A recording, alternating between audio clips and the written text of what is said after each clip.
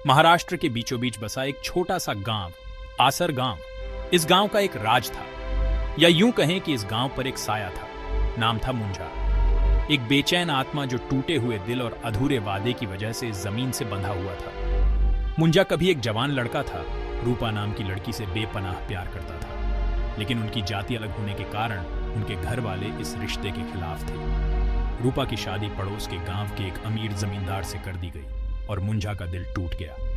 निराशा में डूबे मुंजा ने गांव के बाहर बरगद के पेड़ पर अपनी जान दे दी, लेकिन उसका प्यार धोखे और गम में बदल गया और उसे दुनिया छोड़ने नहीं दिया। वो एक भयानक रूप में बदल गया और हमेशा के लिए आसर गांव से बंध गया। कई दशकों तक मुंजा का साया आसर गांव पर मंडराता रहा। गांव वाले उसकी भूतिया कहानियां सुनाते, रात के अंधेरे में उसकी दर्द भरी आवाजें गूंजती। वो एक खौफनाक याद दिलाता था, प्यार में मिले धोखे की और अतीत की पकड़ की। कहते हैं कि वो अब भी रूपा को चाहता था। उसका दिल उस प्यार के लिए तड़पता था जो इस दुनिया में अधूरा रह गया था। 70 साल बीत गए। आसर गांव में बिट्टू नाम के एक लड़के का जन्म हुआ, जिसकी किस्मत उस भयानक आत्मा से उसी दिन जुड़ गई जिस दिन उसने पहली सांस ली थी।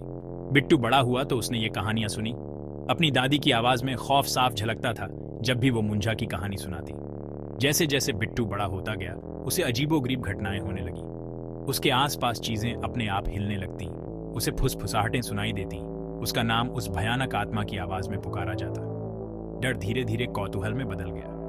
बिट्टू को उस टूटे हुए दिल की आत्मा से एक अजीब सा रिश्ता महसूस होने लगा। उसे मुंजा की चाहत के बारे में पता चला, उस प्यार के लिए उसकी अधूरी तमन्ना जो मौत के पार भी नहीं मिटी थी। मुंजा ने बिट्टू को एक जरिया बनाया, एक ऐसा जरिया जिससे वो दुनिया को और उस प्यार को जी सके जो उसे कभी नहीं मिला। वो उस बच्चे का इस्तेमाल करेगा, उसे अपनी मर्जी से ढालेगा और अपने अतीत की गलतियों को सुधारेगा। बिट्टू की जिंदगी अजीबोगरीब इच्छाओं का खेल बन गई। वो खुद को गांव के बाहर पुराने आम के बाग की तरफ खींचता हुआ पाता, जहां मुंजा और रूपा चुपके चुपके मिलते थे। वहां उन महकते पेड़ों के बीच वो आत्मा बिट्टू से बातें करने लगी। उसकी आवाज पत्तों की सरसराहट में गूंजती, बच्चे की रीढ़ की हड्डी को कंपा देती। उसे ढूंढो, आवाज फुसफुसाती, रूपा को ढूंढो। मुंजा ने बिट्टू के सपनों को एक ऐसी लड़की की तस्वीरों से भर दिया जिसे वो कभी नहीं मिला था। वो लड़की जिसकी आंखें बादाम जैसी थीं और हंसी पायल की झंकार जैसी। उसने उसकी आवाज, उसके स्पर्श, उसके बालों से आने वाली चमेली की खुशबू का वर्णन किया। उसने बिट्टू को ऐसे प्यार के लिए तरसा दिया जो उसने कभी जाना नहीं था, एक ऐसे प्यार के लिए जो एक भूत और उसकी मृत प्रेमिका का था।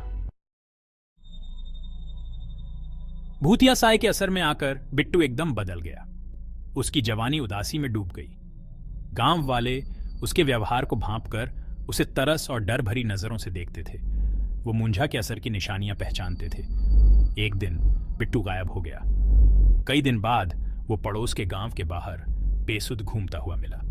वो एक बूढ़ी औरत की बातें करने लगा, कमजोर और झुर्रियों वाली, लेकिन आंखों में चमक वैसी ही थी जैसी मुंजा ने बताई थी। ये रूपा थी जो अब विधवा हो चुकी थी और अपनी जिंदगी के आखिरी दिन बिता रही थी। मुंजा ने उसे ढूंढ लिया था। उसने बिट्टू को एक खौफनाक काम सौंपा। उसे रूपा से दोस्ती करनी थी, उसका विश्वास जीतना था और आखिरकार उसे एक खौफनाक समझौते के लिए मनाना था। एक ऐसा समझौता जो उनकी आत्माओं को मृत्यु के बाद हमेशा के लिए एक कर देगा और मुंजा की अनंत मिलन की चाहत को पूरा करेगा।